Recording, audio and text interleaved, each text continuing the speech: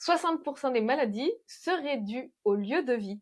C'est ce que disait un médecin allemand en 1950 et c'est ce qu'on va voir avec Claude Dufraisse qui m'a accueilli chez lui. Claude, tu es géobiologue, plein d'autres cordes à ton arc. Justement, j'ai un peu du mal à définir sa pratique et c'est ce qu'on va voir. On va voir ensemble comment tu aides les gens qui viennent te voir pour différents problèmes. Donc, comment tu travailles? Il y a une quarantaine d'années, j'ai mis le doigt dans ce qu'on appelle la radiesthésie. Et le doigt y est passé, le bras et le bonhomme complet. Donc de la radiesthésie, c'était au début travailler au pendule. Travailler, c'était un bien grand mot, jusqu'au moment où on m'a demandé de trouver des sources.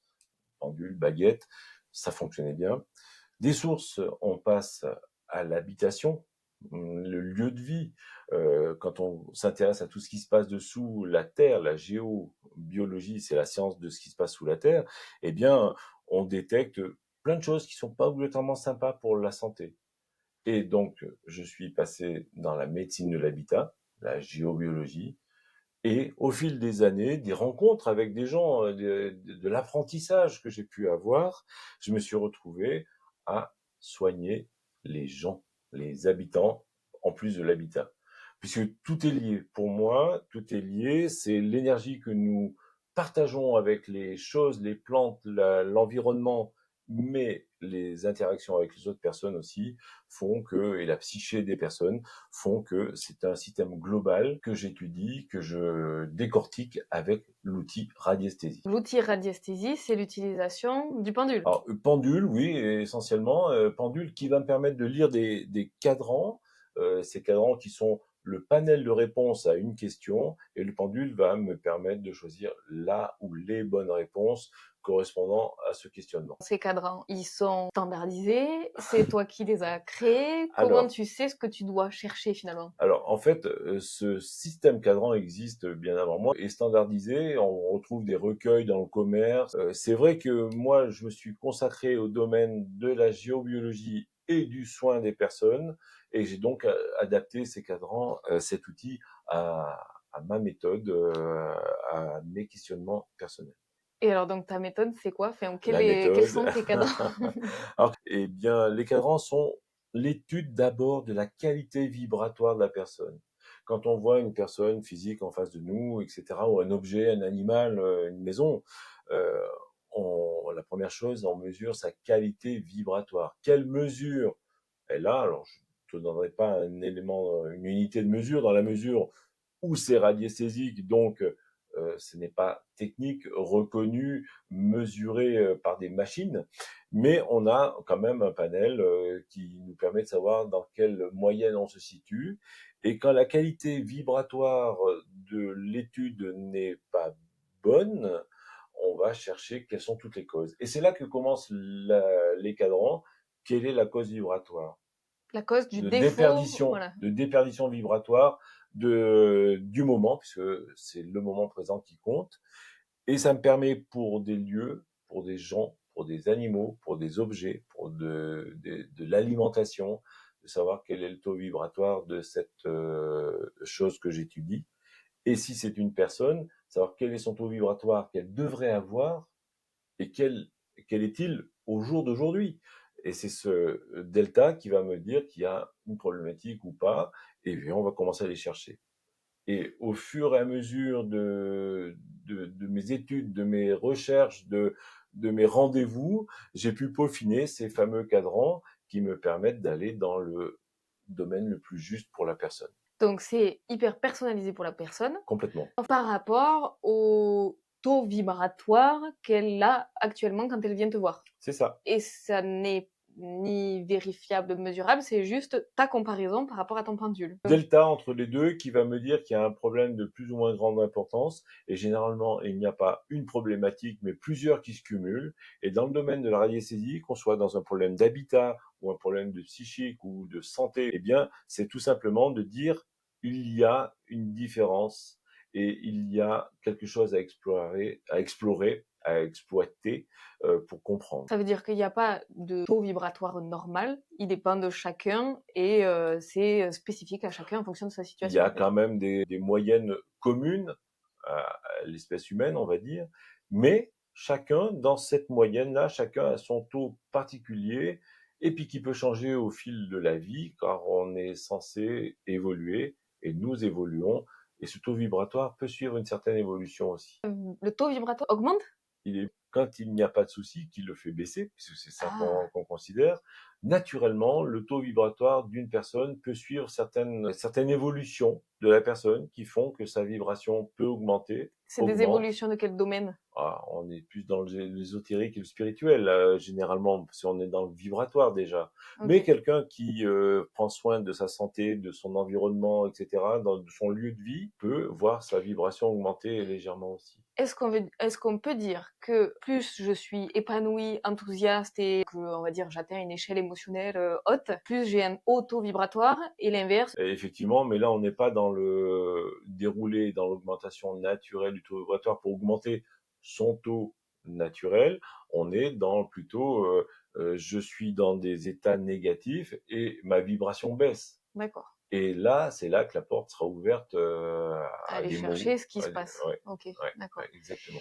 Alors, est-ce qu'on peut refaire un petit point pour ceux qui vont nous écouter sur la Ouais. radiesthésie? De quoi on parle exactement? Ah, Qu'est-ce que c'est que cette histoire de pendule pour hmm. soigner les gens? Bien sûr. La radiesthésie, il y a une définition dans le Larousse ou Wikipédia qui parle de pratiques hypothétiques, de vibrations peut-être, etc. Je simplifie, moi j'ai simplifié ça de mon point de vue en disant que l'outil radiesthésique, c'est-à-dire l'art du pendule ou de la baguette ou du cadran en lecture, c'est tout simplement la lecture d'une vibration. On ne sait pas pourquoi, on ne sait pas comment, bien qu'il y ait des chercheurs qui aient travaillé sur le sujet, qui aient trouvé des pistes seulement, mais c'est une lecture de cet univers invisible que nous avons autour de nous. Et des gens comme moi, mais comme beaucoup, sont capables de faire ce genre de travail. Effectivement, j'ai une facilité, puisque depuis 40 ans, bientôt, je travaille dans ce domaine de la radiesthésie, mais quelqu'un qui va démarrer, apprendre dès aujourd'hui, va pouvoir le faire. En fait, il y aurait un faible pourcentage de personnes qui ne peuvent pas pratiquer la radiesthésie. C'est des gens qui ont des gros problèmes de dépendance ou de maladie mentale. Tout le monde peut, en fait. Tout le monde peut, par exemple, tout le monde peut jouer de la guitare, tout le monde ne deviendra pas Jimi Hendrix, mais tout le monde peut apprendre avec plus ou moins de facilité. Alors c'est là qu'on parle de capacité. Je ne parlerai pas de don, je parlerai de capacité et qu'on travaille, et c'est du travail aussi. Par rapport à tout ça là, il y a deux choses que je voudrais juste préciser. En fait, une chose déjà, c'est que ce que j'aime bien avec toi, c'est qu'il n'y a pas de, on n'est pas à la fois dans un monde complètement perché. C'est que tu as essayé quand même de ramener les choses à quelque chose de bon concret, si on peut dire, mais en tout cas pas farfelu. Mmh. Il n'y a pas d'histoire de dragon, de j'en sais rien. Enfin Non. voilà. Et un deuxième point, c'est que justement, je viens de là en mode découverte et j'enlève toutes les histoires de débat de ça fonctionne pas, c'est scientifique, c'est pas scientifique. Voilà. En fait, on s'en fout. Là, vraiment, l'idée aujourd'hui, c'est de pouvoir apporter des nouvelles solutions pour lesquelles on n'aurait pas pensé, qui peuvent fonctionner pour certains, qui fonctionneront pas pour d'autres. Certains seront ouverts et donc très bien. Dans ce cas-là, ce sera quelque chose qui pourra être ajouté à leur recherche. Pour ceux que ça correspond pas du tout, et ben, dans ce cas-là, il y aura d'autres podcasts. Éventuellement. Mais Oui, voilà, oui, vraiment l'idée, c'est oui. qu'il n'y a pas de débat et on vient juste découvrir, essayer de comprendre comment ça se passe et comment ça marche. Justement, comment ça se passe quand il y a quelqu'un qui arrive pour une problématique. Les gens qui viennent ne viennent pas obligatoirement pour parler de la migraine, c'est le sujet du podcast, bien sûr, mais ils viennent de manière plus générale. Ils viennent souvent pour un mal-être. Alors les gens viennent avec un diagnostic médical, parce que moi je ne suis pas médecin, je ne fais pas de diagnostic médical, mais je fais un diagnostic vibratoire, si on veut faire le parallèle.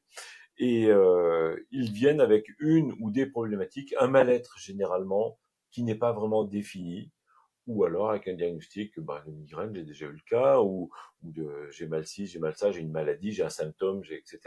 Et là, à partir de là, on peut travailler. Donc, mes séances peuvent durer longtemps, effectivement. Je passe un grand temps à écouter pour comprendre. Et puis après, une fois que la personne a expurgé ce qu'elle avait à dire ou à présenter, des fois c'est rien, mais il en sort toujours quelque chose, eh bien, je vais m'appliquer à faire ce fameux bilan radiesthésique de ce que je ressens moi, avec mes outils et à travers mes cadrans. Donc c'est ce que tu ressens, mais à travers le pendule, en Le fait. pendule, je mesure le taux vibratoire, on en parlait, je constate des écarts ou pas. Et puis après, c'est la question fondamentale, qu'est-ce qui détériore la santé vibratoire de la personne Donc ça veut dire on ouvre sur tout les possibilités de baisse de vibration. Et là, j'ai fabriqué un cadran avec toutes les familles qui sont les sources de cette baisse. Et le travail au pendule va me permettre de détecter point par point, jusqu'à ce qu'il n'y en ait plus d'ailleurs, hein, point par point, on va travailler. Premier point, c'est ça. Deuxième point, c'est ça, etc., etc. Là, ça prend un peu de temps aussi parce que je décortique chaque point selon ce que je trouve. C'est une grande surprise pour moi à chaque fois de faire un bilan, puisque je ne sais pas ce que la personne va m'amener comme bagage. Et on peut avoir des problématiques physiques. Notre explication, on en parlera après.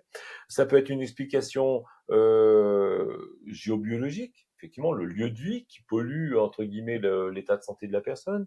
Ça peut être plein de domaines qu'on ne devine pas, beaucoup de psychique. On peut aller dans la psychogénéalogie, c'est-à-dire le bagage qu'ont notre famille, de nos ancêtres, et j'arrive à faire le tri de tout ça, à l'organiser. On en parle à chaque fois. Le fait d'en parler, c'est déjà une réponse en soi. Ça met en lumière des zones qui ne sont pas obligatoirement connues des personnes ou dont ils ne sont pas conscientes. Moi, je travaille sur l'inconscient. Et cet inconscient me parle à travers les outils de radiesthésie. Donc ça veut dire que finalement, ce que tu trouves au résultat du pendule exprime l'inconscient de la personne? Quand j'écoute la personne pendant parfois 1 heure, les échanges se font au-delà des mots. Et effectivement, le pendule me permet d'avoir des surprises puisque je mets en lumière, comme je le disais, des zones auxquelles les gens n'auraient même pas pensé. Puisqu'il y a des liens existants entre les émotions, les maladies, et que j'ai appris, grâce au décodage biologique des maladies, à comprendre ces émotions, à en parler, et le fait d'en parler, d'échanger là-dessus, on n'est pas encore dans les solutions, on est dû dans l'explication de la problématique, eh bien, on est déjà en train de trouver la piste qui correspond à la solution. Le fait de comprendre, déjà d'entendre la problématique, d'en prendre conscience, D'en prendre conscience. va Ouais, permettre à la personne ouais. d'aller cheminer jusqu'à pouvoir trouver en Complètement. fait la solution. Complètement. Avec tous les décodages, les tableaux, les correspondances entre les symptômes, les maladies, les parties du corps qui sont concernées et les émotions qui ont pu être mal digérées à un moment ou à un autre. C'est vraiment le principe du décodage. Et dans quelle étape? C'est pas la maladie, c'est le maladie. On s'emploie. Et puis moi, grâce à la radiesthésie, à aller au plus rapidement, au plus juste, à trouver la source de ce qu'il a dit. Et la théorie veut que quand on a bien conscientisé la source, le corps n'a plus besoin de s'exprimer. Soigner, c'est expliquer, et guérir, c'est comprendre. C'est-à-dire que je ne fais pas un travail, moi, sur la personne, je fais un travail avec la personne. Pour l'amener à comprendre elle-même À sa un problématique. niveau subtil Mm. parfois, mais je sais que le travail commence là déjà. Donc si je reviens sur le décodage biologique, tu utilises le pendule et qui te permet d'être plus précis sur les décodages biologiques, c'est ça? Oui. Et parce que j'avais en tête effectivement que le décodage biologique, finalement, bon, ben, on a quelques lignes qui correspondent à chaque maladie. Des fois, c'est pas tout à fait exact. Et justement, ce pas tout à fait exact, c'est parce que en lisant simplement, on n'a pas les codes ou l'accès pour aller voir qu'est-ce qui me correspond le plus à moi. Voilà. En fait, je m'appuie sur toute une littérature que j'ai souvent sur mon bureau quand je travaille, en plus de mes cadrans. Quand une recherche m'amène sur un point particulier, sur une maladie particulière, donc là, on n'est même pas dans ce que la personne a exprimé. Ça en fait partie. La migraine, elle peut ressortir dans un bilan, Mm. mais ils viennent pas obligatoirement me voir pour la migraine. Tu vois, c'est vraiment, il y a des gens qui viennent pour la migraine, mais ou pour autre chose, et on va chercher la piste. Mais je m'attache toujours à faire le bilan général avant de répondre à la question particulière. Ça permet une vision globale des choses. C'est-à-dire, C'est-à-dire que je ferai mon bilan général comme je le ferais, même si la personne se taisait devant moi. Quelqu'un qui va me dire, ouais, j'ai une migraine. Allez, je vais pas sauter sur mon livre pour aller ou sur ma connaissance pour décortiquer d'où vient sa migraine. Non. Ok, je prends en compte, je l'entends. On va quand même faire le bilan général avec mes méthodes de cadran. La migraine peut ressortir, ok. mais pas obligatoirement. Alors on peut l'exploiter après, mais dans ce qui va être trouvé dans le bilan, on a déjà la source de la migraine qui n'est qu'une conséquence. Donc ça veut dire que même si elle ressort pas, ça s'exprime quand même à travers Oui, oui, le bilan il y a un général. sujet qui va parler du tronc commun entre la migraine et l'organe ou la maladie que ou le symptôme que je vais détecter. Ok. Voilà. Est-ce qu'on peut dire que plus j'ai une pathologie grave, plus mes vibrations énergétiques sont problématiques? Alors oui et non. C'est le grand principe que plus c'est grave, mais grave et pas grave, ça veut dire quoi? Si on est justement sur la maladie grave, on pense tout de suite à un gros mot, le cancer, etc. Le cancer, il a le même décodage, avec peut-être une amplitude plus grande, mais il a le même décodage que un petit bobo. Pourquoi? Parce qu'il va dépendre, ça va dépendre du lieu sur lequel il se situe, etc., de l'endroit sur lequel il se situe plus exactement. Et on va parler de durée. Peut-être que, allez, on va dire quoi? On va dire une maladie grave des bronches vient tout simplement d'un rhume mal soigné qui s'est amplifié parce que le décodage du rhume, on est sur les voies respiratoires, le décodage du rhume, s'il était compris, pris à temps, intégré, N'aurait pas n'aurait. dégénéré. Alors dégénérer, c'est un grand mot. Ça, je dis que le corps il parle de plus en plus fort Oui, exact. plus que de dégénérer. Et je ne dirais pas là, et je ne le dirai jamais, que on peut guérir un cancer par le décodage, mais on peut imaginer que ça aide beaucoup de comprendre quelle est la source, l'origine, et effectivement de pouvoir travailler déjà sur cette émotion. Parce qu'on va encore une fois parler d'émotion au départ. Et pour en venir à la question tout à l'heure, effectivement, moi j'utilise mes bibles, comme je le dis, tout simplement parce que si vous achetez ces livres sans en avoir la compréhension, du moins l'habitude de s'en servir, vous allez voir, toutes ces émotions correspondent à la même maladie. Ah oui, mais moi ça me parle pas. L'avantage avec le pendule, c'est que je vais aller chercher ce point précis. Si on parle de la migraine, il y a 3 ou 4 points qui parlent de la migraine. Lequel parle de la migraine pour la personne en face de moi? Ils sont tous plus ou moins équivalents, mais avec une subtilité à chaque fois. Et c'est cette subtilité que je m'attache à trouver pour pouvoir l'exprimer auprès de la personne, jusqu'à ce qu'elle comprenne. C'est mon boulot, c'est d'expliquer.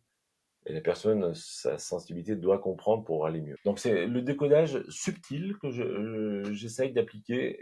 Il est grâce à mon outil pendule radiesthésique. Donc on est d'accord que finalement le décodage, c'est une des parties du bilan général Tout à fait. et c'est pas la totalité du travail. Non, non, non.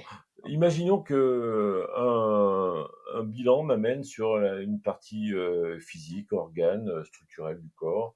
Effectivement, on va aller parler du décodage correspondant.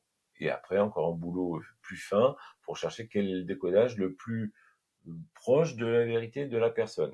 Ok. Mais si je tombe sur une case onde nocive géobiologie, eh bien là, on va aller travailler sur la géobiologie. Ça demandera peut-être, je ne sais pas, mais une intervention chez la personne pour étudier son logis.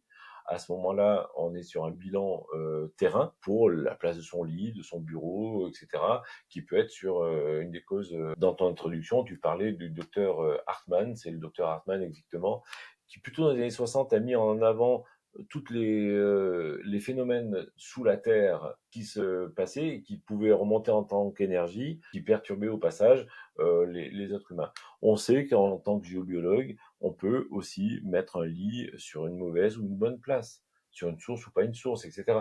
Bon, je ne vais pas faire un cours sur la géobiologie aujourd'hui, c'est assez long pour ça, mais il faut bien prendre ça en compte. Donc ça veut dire que je peux avoir un lit qui est placé à un mauvais endroit, qui potentiellement va générer une pathologie, Oui. mais il n'y a pas besoin de s'inquiéter là tout de suite pour tout le monde, c'est pas forcément le cas pour Eh tout le ben non, monde. non, on fait pas de la géobiologie pour faire de la géobiologie. On va faire un bilan d'une maison, d'un lieu, d'une entreprise, d'un établissement, d'une ferme parfois, parce qu'il y a problème et que toute la batterie des solutions scientifiques bien établies n'ont pas pu régler. Donc, généralement, c'est comme ça qu'on fait appel à un géologue, c'est quand On a tout essayé. on a tout essayé avant. Qu'est-ce qui peut arriver comme conséquence quand j'ai un lit à un mauvais endroit? Déjà, c'est quoi un mauvais endroit? À un mauvais endroit. Encore une fois, on va pas faire un cours de géobiologie Ouais. parce que c'est long. C'est long sans être long, mais il faut comprendre les choses. Il y a des bases à comprendre. Ce tellurisme, ces énergies qui viennent du sous-sol, ont différentes natures. C'est un maillage, il faut imaginer un maillage. Les croisements avec d'autres réseaux, il y en a, allez, on en connaît 4 principaux. Après, il y en existe certainement d'autres, mais on s'attache à ceux qui sont le plus géopathogènes, donc qui peuvent rendre malade par la terre. C'est ce cumul de choses sous un lit, sous un bureau où on passe du temps. Pourquoi je parle du lit? Tout simplement parce que la nuit, on perd les 2 tiers de nos résistances à tous ces phénomènes, parce qu'on se repose, parce que le corps est sur d'autres choses, eh bien, ces phénomènes-là peuvent nous endommager plus longtemps à ce moment-là. Et qu'est-ce qu'on peut trouver comme genre de dommages liés à Alors, ces... on peut tout, je vais vous citer des choses bateaux Ok, pour vraiment la compréhension. Un enfant qui fait pipi au lit tard, il peut être sur une source. Son lit peut être sur une source. Énurésie, l'eau attire l'eau. Voilà. C'est des grands principes, je parle de choses vraiment globales. Mais on peut avoir des sensations de jambes lourdes, par exemple, parce que vous avez des croisements sous les jambes. Je vais pas dans des pathologies importantes, je suis dans des choses de la vie courante. Hein. Ça peut être des migraines, pour reparler du sujet, qui sont dues au fait qu'on dort sous un croisement Hartmann, Curie ou un point étoile, c'est-à-dire un croisement de croisement, etc. On peut avoir ce genre de phénomène. Ça commence généralement par une fatigue, un sommeil qui n'est pas réparateur. Après, quand on parlait tout à l'heure de l'amplitude qui s'accentue, eh bien ça peut aller jusqu'à la migraine, voire autre chose. Mais ne faisons pas peur aux gens. Il faut tout simplement avoir confiance en soi. Et puis, quand il y a un problème, l'étudier de manière autre. Et ça remplace pas un diagnostic c'est ça. ou un médicament. Hmm. Euh, Là, voilà pour la géobiologie, je dirais terrestre. Mais nous vivons dans un monde moderne où depuis 150 ans, la fée électricité a fait son apparition. Et là, je dirais la sorcière électricité, même si elle est géniale pour nous éclairer, nous chauffer tous nos appareils. Et bien sûr, la santé, on a, et particulièrement, je pense à la migraine, justement, on a de grandes familles qui nous perturbent à ce niveau-là. Alors, je reprendrai l'histoire du lit, de la chambre, parce que c'est vraiment l'endroit où on passe quand même un tiers de notre vie en moyenne, et je l'exprimais tout à l'heure, dans lequel on a une baisse de résistance à ces phénomènes, à tous les phénomènes. Et bien là, les radioréveils, tous les champs magnétiques. Parlons des champs magnétiques induits, c'est-à-dire tout ce qui est créé par l'électricité et l'être humain. Et Dieu sait qu'il y en a. Je vais vous les citer en vrac le 50 Hz, donc les fréquences de notre lumière, de notre chauffage. Ça peut être aussi tout ce qui est transformateur, les télés, les haut-parleurs dans une chambre. Ça peut être aussi le Wi-Fi, le Bluetooth. Ne dormez pas avec vos téléphones et les écrans avec réseau liquide à côté de vous. Ça peut être les radios-réveils qui sont trop près de la tête. Tout ce qui est phénomène électrique devrait être sorti de la chambre pour avoir un sommeil des plus réparateurs et sortir de ces phénomènes-là. Un cumul d'ondes nocives électriques au niveau du cerveau, c'est une catastrophe, c'est un épuisement. Et une des caractéristiques de la migraine, c'est de répondre à un épuisement. Quand on a mal à la tête, on ne pense plus à rien pour se mettre en mode survie. En fait, le décodage biologique des maladies, quand on en parlait tout à l'heure, c'est pas une maladie en soi, c'est juste un mode je me protège. Sauf que ça va trop loin et que ça dérape. Et donc je me protège, enfin je crie, comme on a dit tout à l'heure, pour attirer l'attention sur quelque C'est chose qui va pas. exactement. Notre Ok. inconscient passe par le corps pour dire au conscient attention, il y a quelque chose. Et je reviens sur, donc on a parlé d'énormément de choses qu'on avait tous dans notre quotidien, parfois très près, Oh oui. effectivement, du lit. On a parlé de cadran, ça ressort pas à chaque fois pour tout le monde non plus. Très personnalisé.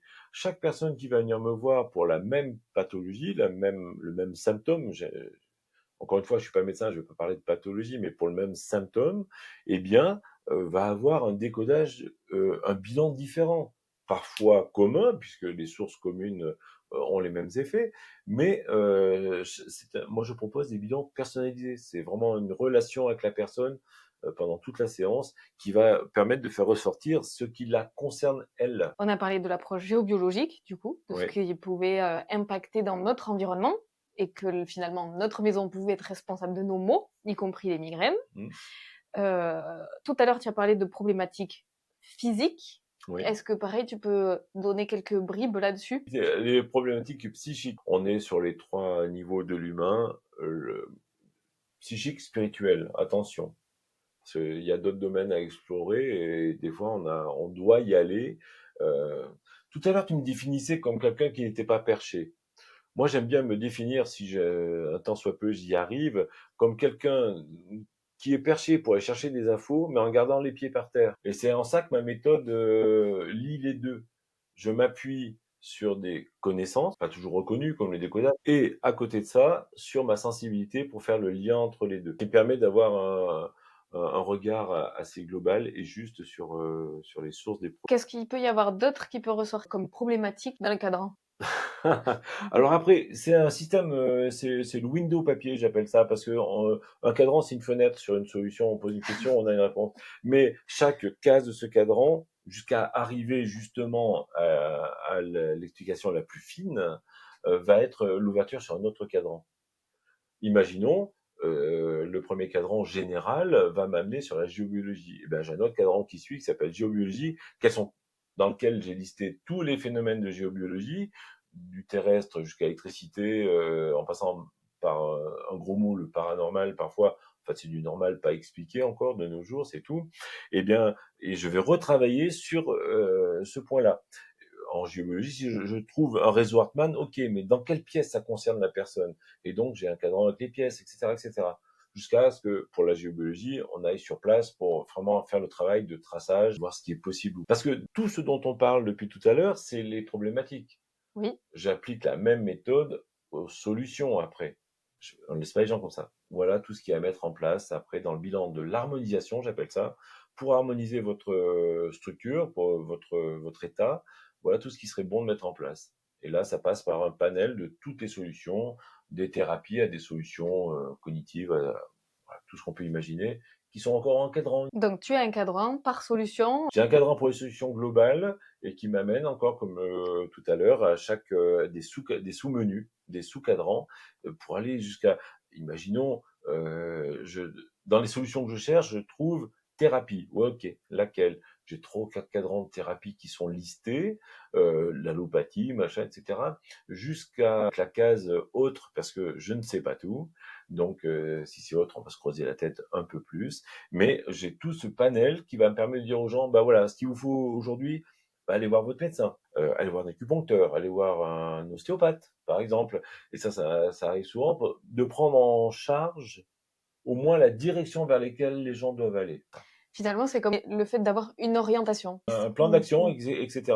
Ça peut passer aussi, là c'est en vrac, hein, des plantes, des minéraux, des compléments alimentaires. Et ça encore, généralement, les solutions qui apparaissent vont plutôt sur la naturopathe, etc. Je suis pas moi-même naturopathe, donc compléments alimentaires, non. Mais ça peut être une des solutions, une des pistes à suivre. Alors à la personne de De la creuser ou suivre. pas. Parce que je m'applique à ramener les gens à un niveau d'autonomie au lieu de prendre la maladie comme une fatalité, etc. Non, mais plutôt devenir autonome, dire mon corps me parle de quelque chose. Qu'est-ce que ça veut dire dans son global? Je vais y aller ou pas. Donc effectivement, par rapport à ça, c'est tout indiqué quand on est perdu qu'on a tout essayé. Parce que des fois, on a essayé des trucs pas forcément dans le bon sens. Oui. Donc là, finalement, ça nous permet de savoir, bon, ben, qu'est-ce qu'il faut que j'essaye en priorité, dans quel sens. Voilà. Ça va être, ben, j'ai des pistes et je continue à aller chercher. Exactement. Alors, selon la personne, son ouverture, sa capacité d'intégrer, parce qu'il faut pas oublier la notion de temps. Des gens captent tout de suite, clac, c'est le claquement de doigts et ça bascule, c'est super. Le corps bascule en réparation, donc là, ça n'empêche pas d'aider le corps physique, mais le conflit émotionnel est déjà en cours de résolution. Donc ça, c'est super. Mais il y a des gens qui ont besoin d'intégrer ça. Et puis, j'ai connu quelqu'un il y a pas très longtemps qui est venu, qui me dit, voilà, je vous amène mon psoriasis. Le vôtre, oui, c'est le sien, puisque c'est sa peau. Mais elle en avait fait son compagnon de vie, mon psoriasis. Non, c'est un psoriasis qui exprime quelque chose de vous. Mais cette personne n'était pas prête à lâcher la base, la source. Elle n'était pas prête à lâcher. Ça fait partie intégrante de sa structure, de sa construction. Donc, je suppose qu'elle l'a encore. Encore une fois, quand on remet les gens dans leurs responsabilités, ça leur appartient. Je peux pas faire le travail à la place des gens. On peut pas ça. Moi, je suis là, j'essaye d'être un guide. J'ai des solutions, j'en pratique, etc. Mais je ne vends pas de miracle. Est-ce que tu as des anecdotes de personnes justement qui sont venues soit pour des migraines ou alors que tu as découvert qui ont amené vers des Ouais, migraines? pour parler de la migraine, effectivement, tout ce que j'ai Faire une expliqué sorte jusqu'à de présent, cas c'est clinique, du coup. ouais, le cas clinique. Euh, alors, c'est tellement personnalisé. Je peux pas vous faire une lecture de tout ce qui est les conflits émotionnels parlant de la migraine. C'est très personnalisé, encore une fois, c'est très intime parfois. Donc, je vais pas parler de cas, même si je les cite pas, mais on va parler de gens qui sont dans le contrôle, dans le manque de lâcher prise, dans la dévalorisation par rapport à la performance, souvent intellectuelle.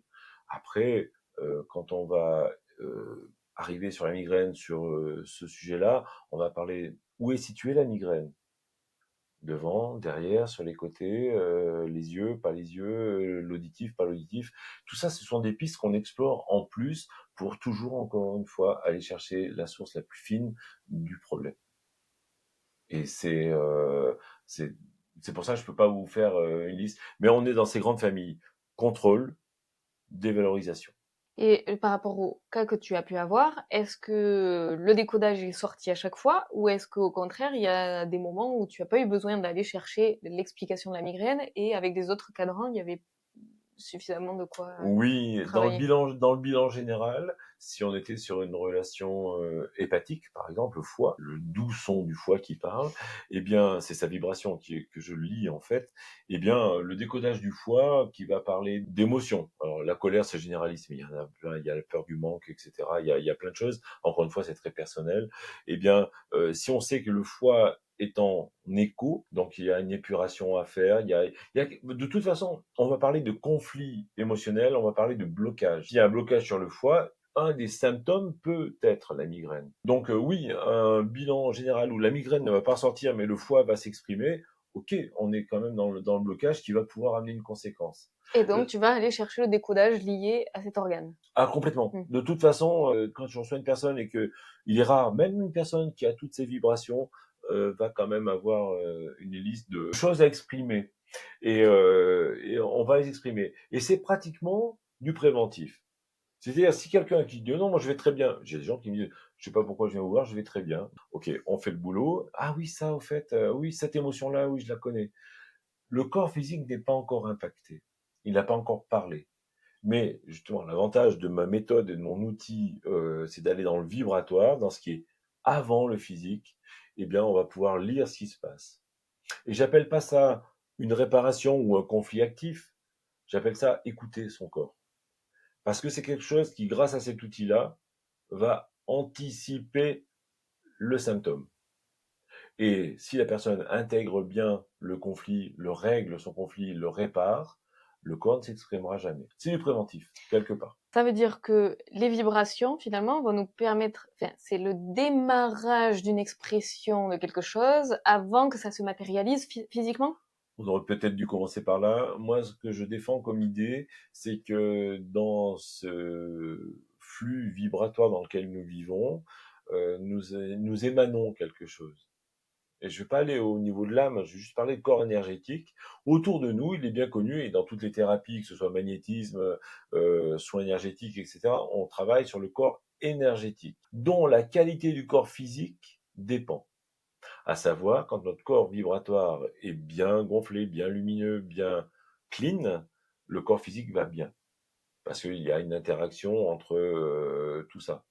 Par contre, dès qu'il y aura une émotion, un conflit, quelque chose qui ne passe pas, qui n'est pas digéré, une émotion brutale, même joyeuse parfois, le corps énergétique va commencer à se dégonfler, à se ternir, etc.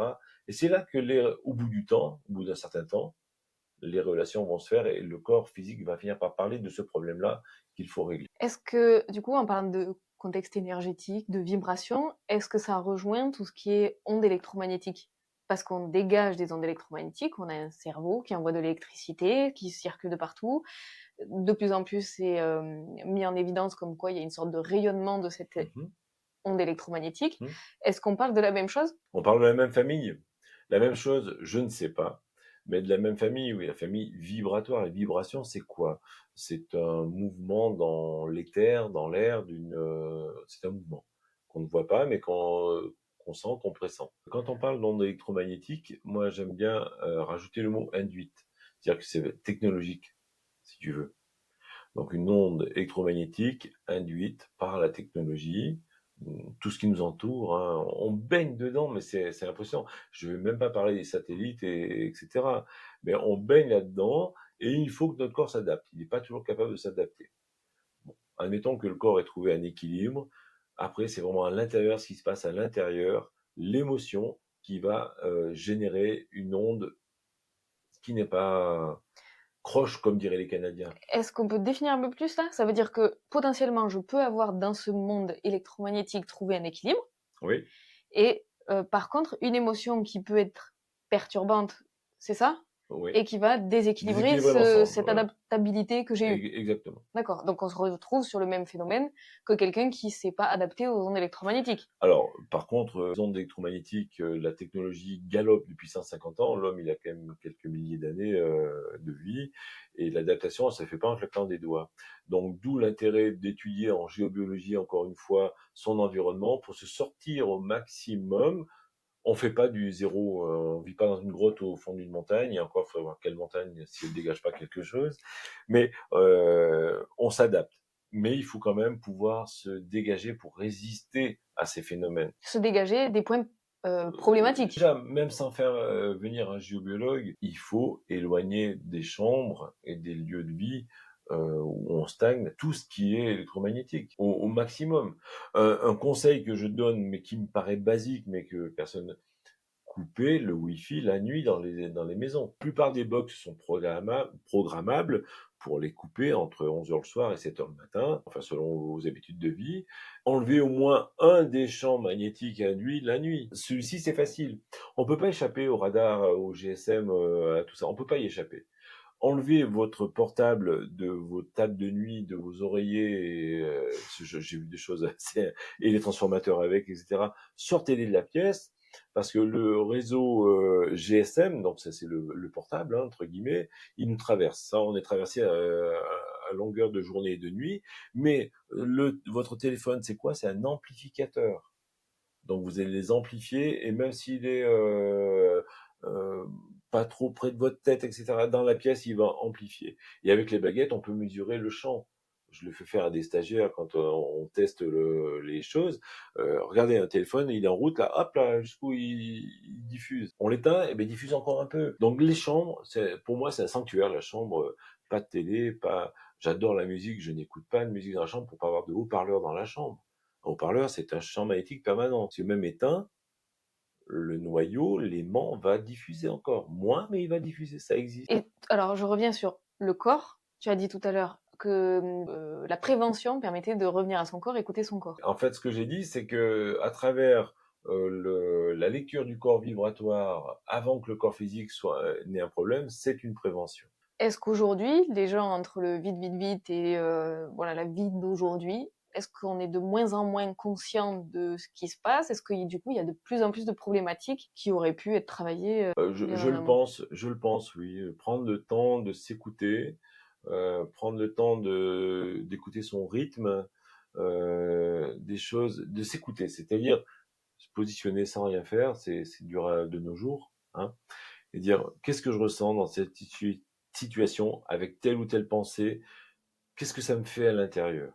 Déjà, si on commençait par ça, on aurait une petite alerte. Ah, cette situation, cette pensée-là, cette situation, cette émotion ne me convient pas. Pourquoi j'ai cette émotion? Après, ça demande un travail sur soi, quelque part. Ça demande une ouverture, ça demande une conscience de soi. Ça voudrait dire du coup, par rapport à une situation donnée qui peut être problématique dans la vie quotidienne, je m'installe pour réfléchir sur cette situation-là et voir ce qu'elle génère en Son moi. ressenti. Ok. Qu'est-ce que ça me fait? Quand je pense à ça, qu'est-ce que je ressens au fond de moi? Après, ça demande peut-être des pistes, mais c'est très naturel. Je crois que c'est intuitif. C'est retrouver son intuition, essayer de lui permettre de s'exprimer. On est en train de remplir notre vie, notre psyché, notre mental. On laisse la part au mental et non plus à l'intuition. Et du coup, le mental, il grignote tout le reste. On n'a plus de place pour l'intuition, pour le ressenti, pour le calme. Est-ce qu'on peut revenir sur les cas cliniques de migraine? Est-ce que tu peux nous donner un peu plus de de précision de ce qu'il a été pour les quelques cas que tu as pu croiser? Oui, oui, oui, j'ai en tête j'étais en vacances dans l'Aubrac, je me souviens, on avait loué un gîte, commun où il y avait des gens qu'on ne connaissait pas qui étaient là aussi, repas partagés, chacun sa chambre. Et puis à table, il y avait un monsieur qui me paraissait bien éteint, bien triste, bien blanc, bien pas bien, quoi. Le soir, je me suis mis à étudier le lieu. C'était une marotte, en fait. Et c'était magnifique, hein, une vieille ferme, etc. Mais tout était en métal dedans. Le monsieur avait tout fait en structure métallique et structure métallique non reliée à la terre, c'est important. Le lendemain matin, au petit déjeuner, le monsieur en question, en face de moi, dit «Oh, vous avez bien dormi? Non. Qu'est-ce qui s'est passé? Eh bien, j'ai pas dormi de la nuit. C'est à cause du Wi-Fi, etc. Je suis électrosensible. Il s'emporte après le propriétaire. Je vous avais demandé de couper le Wi-Fi la nuit, tu vois, on en parlait tout à l'heure. Et vous l'avez pas fait. Et le monsieur dit, mais si, le propriétaire dit, si, je l'ai coupé. Sauf que tous les Wi-Fi du voisinage n'étaient pas coupés. Et dans le hameau dans lequel nous étions, un Wi-Fi, ça porte à quelques mètres quand même, hein. Donc celui du voisin, du mur voisin, émanait dans la chambre du client. Et on en a beaucoup parlé. On a fait une séance à distance après, puisque je le connaissais, même sans le connaître avec une photo, on peut faire, hein. Pour le Euh, monsieur ou pour le bâtiment? pour le monsieur. Le bâtiment, le propriétaire m'a rien demandé. Donc, par contre, pour le monsieur électrosensible, on a fait une séance à distance. Je lui ai donné des astuces pour lui, des solutions pour lui, et il a pu s'en sortir comme ça. De quoi? Pour gérer son électrosensibilité? Électrosensibilité et donc ses migraines qui étaient liées à l'électrosensibilité. Lui, ça se traduisait comme ça. Ça veut dire que donc quelqu'un d'électrosensible, c'est pas définitif. Enfin, c'est pas, Ah ben, il n'est il pas faut, obligé d'être tout le temps en sensibilité Non, extrême. non, il peut se protéger. Alors c'est pas ce sont que des astuces, des béquilles que je propose pour marcher, hein. C'est pas lui faire les jambes neuves là, hein. C'est tout simplement lui. Attends, c'est une dizaine d'années. Qu'est-ce qu'on avait bossé sur quoi? Il travaillait à domicile. Bah, se protéger, évacuer les ondes nocives qui étaient là. Ça passe par quoi? Alors, on va pas faire la liste des astuces en géobiologie, mais par une moquette reliée à la terre, moquette maillée en cuivre. C'est des artifices qu'on connaît. Et alors, quel est le bon? Quel est le meilleur pour la personne? À ce moment-là, ça a fonctionné. Et ça ne règle pas le problème quand il va ailleurs, mais au moins pour son domicile, son bureau, on a mis en place des solutions Pour qu'il se sente mieux chez lui en travaillant quotidiennement, en fait. qui sentent Mmh. mieux, mais qui aillent bien, tout Mmh. simplement. Est-ce que tu as d'autres anecdotes et d'autres cas par rapport aux maux de tête ou aux migraines? Toujours ces histoires de contrôle et de dévalorisation. C'est les deux grandes familles. Après, on a les subtilités pour chaque personne. Donc, je peux pas. Mmh. Encore une fois, je le répète, je peux pas faire un tableau généraliste. Ça serait lire les bouquins, ça n'a pas Mmh. d'intérêt. Ou même au contraire, ça pourrait induire des choses. Ah, mais moi j'ai tout. Non, on n'a pas tout. Il y a une subtilité qui va plus résonner pour une personne que pour une autre, et il faut trouver la plus juste pour ne pas partir dans toutes les directions. Pour les solutions, c'est pareil. On peut trouver tout un panneau de solutions, un panel de solutions. Ce qui m'intéresse, c'est quelle est la solution pour la personne sur le moment. Ça veut dire que tu te cantonnes à un nombre particulier de solutions que tu Non, proposes? non, je me cantonne pas mentalement. C'est que je dirais que l'inconscient fait le travail. Un, deux, trois, quatre, cinq, six solutions. Au-delà, il n'y a plus. Le pendule ne répond plus. Et c'est en ça que j'ai mon signal. C'est bon, on est arrivé au bout. T'as des retours du coup de personnes qui t'ont dit ah effectivement ça a fonctionné ou non ça a pas fonctionné, qui Alors, reviennent pour j'en ai, approfondir? alors pas assez à mon goût comme chacun, parce que il faut bien savoir que quand les gens vont bien, ils y pensent plus, c'est normal. Exactement. Voilà. Donc oui, j'ai des retours parfois des années après. Des gens qui prennent un rendez-vous, qui pour une séance, ah j'aimerais bien faire un bilan, parce que maintenant il y a des gens qui viennent pour le côté préventif, pour le côté tiens j'aimerais bien voir où j'en suis, etc. Mais c'est des années après et qui me disent, moi je les avais oubliés presque, hein, et qui me disent ah mais vous savez ce que vous m'aviez dit, ouais ça a bien marché, etc. Ah chouette. Alors je me le note après pour à titre d'information, mais oui oui il y a des retours. Je crois que j'ai fait à peu près le tour des questions que j'avais en tête. Est-ce que tu aurais par contre quelques sujets que j'aurais pas abordés qui pourraient être intéressants? On est resté très généraliste parce que c'est un sujet tellement vaste que je peux pas faire un catalogue. Mais ce que j'aimerais, c'est que nos auditeurs aient compris la méthode. Parce que c'est ça qui compte, en fait. C'est cette méthode personnalisée à travers des outils et des connaissances que je peux avoir qui apportent des pistes même, parce qu'il n'y a pas souvent une seule piste. En ça, c'est intéressant. Après, non, je crois qu'on a parlé, on a abordé à peu près tout ce qui fait ce que je suis, mais pas tout ce que je fais, parce que si mon cadran de base m'amène sur la psychogénéalogie, c'est-à-dire les sacs à dos, la famille, les blocages dont on a hérité au passage, il y a un travail à faire aussi. Ce travail, j'en fais parfois une partie, je suis formé, mais c'est tellement vaste aussi comme sujet. Quand on ouvre sur un sujet tellement vaste, je préfère diriger vers des personnes dont c'est l'axe principal. Et ça me fait rebondir sur une autre question. Est-ce que le côté alimentaire va sortir souvent chez les personnes qui ont des migraines ou des maux de tête? Parce que souvent on dit les facteurs déclencheurs, c'est bon, le stress, ça ok. Oui, oui, Du coup, on a parlé oui, beaucoup du côté émotionnel, tout ça à oui. fait. Mais souvent il y a voilà, le chocolat, le vin, Oui, voilà, le côté alimentaire qui sort beaucoup. Et est-ce que ça ouais. peut être trouvé? Ça peut être trouvé, tiens, un régime alimentaire, buvez pas assez d'eau, manque de vitamines, manque de sels minéraux, trop de ci, trop de ça, l'équilibre acido-basique qui rentre en ligne de compte. Donc oui, on a ces facteurs-là. Et dans un bilan global qui va comporter de 1, allez, on va dire de 1 à 10 points, avec un ordre d'importance en plus, hein, eh bien, on peut avoir au milieu un phénomène alimentaire. Oui, bien sûr, bien sûr.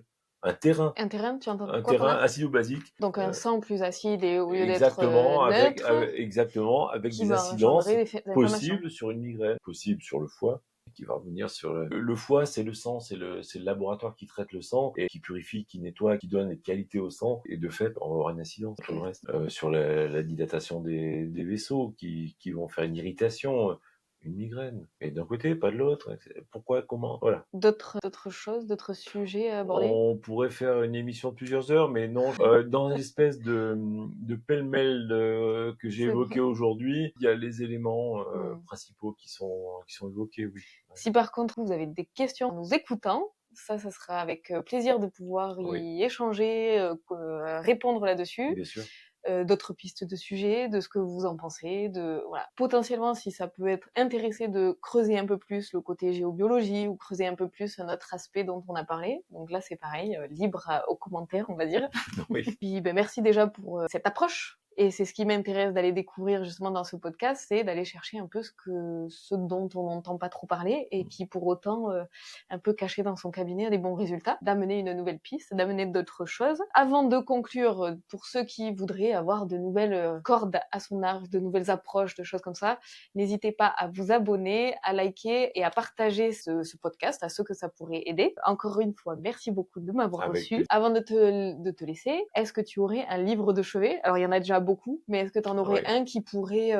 Alors, sur tous les sujets décodage, etc., il y en a énormément. Peut-être sur le décodage, cherchez Gérard Attias, par exemple, les ouvrages de Christian Flech, de Bernard Thion, ouais, tous ces gens qui ont travaillé sur ces recherches sont des chercheurs, puisque la plupart sont médecins, etc., mais cherchent encore et encore. Docteur Olivier Soulier, qui est décédé, mais qui a travaillé sur l'embryologie, et qui explique toutes ces correspondances entre nos maladies, nos organes et les émotions. Comment ça se développe, comment ça s'intègre et comment ça nous impacte au moment du développement du fœtus. Ça, c'est la base. Parce que ça veut dire qu'effectivement, on parle de foi, Mmh. contrariété, et là, du coup, c'est l'explication de pourquoi foi, Voilà, contrariété. à quel moment le développement des feuillets de l'embryon ont capté une émotion ou sont en lien avec une émotion.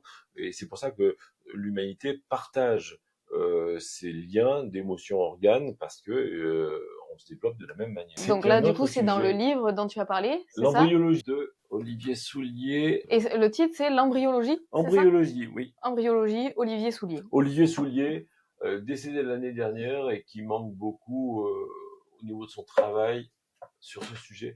Eh ben non, il doit être dans une autre bibliothèque, Sur ta table de chevet. peut-être. Sur la table de chevet en géobiologie, moi j'ai un livre que j'affectionne particulièrement pour avoir fréquenté son auteur, qui est un peu un de mes mentors, c'est le traité théorique et pratique de géobiologie de Bernard Babonneau, qui devient difficile à trouver. On le trouve encore d'occasion à des prix prohibitif et qui m'a pas donné le sens de ce travail-là, mais la méthode. La méthode des cadrans, et je l'ai appliquée après au corps humain et à la psyché humaine. Ça me fait penser, je repense au corps humain, et puis tout à l'heure, tu as parlé de vitamines, et tu pouvais du coup on va dire diagnostiquer, déterminer plutôt, Oui, les vitamines, les minéraux qui oui, pouvaient qui sont en manquer. manque, oui. J'avais entendu, des naturopathes qui utilisaient une sorte de machine de scanner pour Oui, pouvoir, déterminer tout Physioscan. ça. Mmh. Finalement, en fait, tu peux faire la même chose avec le Ah pendule? oui, mais bon, les gens ont besoin de machines. Alors le Physioscan, moi j'y fais appel de temps en temps de manière personnelle. C'est un très bon outil correctif aussi, hein, et, on est dans toujours la même famille, mais pas la même nature de vibration.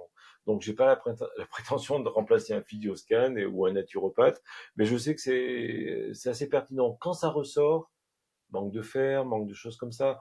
Quand ça ressort, c'est que c'est vraiment ça. Et dernièrement, il y a eu le contrôle par une prise de sang qui a avéré ce que j'avais pu expliquer à la personne. C'est-à-dire que toi, Eh tu avais ben, trouvé j'avais trouvé un par manque de fer le et pendule donc? au pendule, Au pendu cadran sur les sels minéraux. Et la personne qui avait les prises de sang en parallèle a effectivement trouvé ça. mmh. C'est plutôt encourageant. Oui, c'est Mmh, mmh, intéressant de mmh. pouvoir avoir des éléments de Ouais. comparaison, ouais. Mais OK. encore une fois, je me prendrai pas pour un médecin ou un laborantin. Ce sont mes outils intimes de vibration, d'inconscient. Si tu avais un dernier mot pour, clôturer cet échange, qu'est-ce que ça serait? Ça, c'est la question piège. Mais un dernier mot, ça c'est que ben, j'avais écrit un petit truc parce que je m'étais posé la question. Ben, notre univers est vaste et avant de connaître le cosmos, il faut connaître l'univers que nous sommes nous-mêmes. Génial, merci beaucoup. Merci à toi. J'espère que ça vous aura, apporté de nouvelles pistes, éclairé sur le sujet de la géobiologie, les histoires de pendules. La radiesthésie. Et puis oui, si, une dernière question avant qu'on se quitte, pour de vrai cette fois-ci. La vraie. Voilà. Est-ce que tu connais quelqu'un qui serait intéressant d'interviewer, qui pourrait, pareil, apporter de nouvelles pistes, un nouveau regard à ceux qui vivent avec la migraine là aujourd'hui? Oui, je pense à Dominique Knopf, au Pays Basque, qui est une psychogénéalogiste éclairée et qui a un ressenti extraordinaire et qui peut donner des pistes familiales très très intéressantes sur tous les sujets. Et la OK, migraine en fait partie. merci beaucoup. Merci. Merci à tous d'avoir été là, puis n'hésitez pas à nous rejoindre pour avoir de nouvelles doses d'Endosé.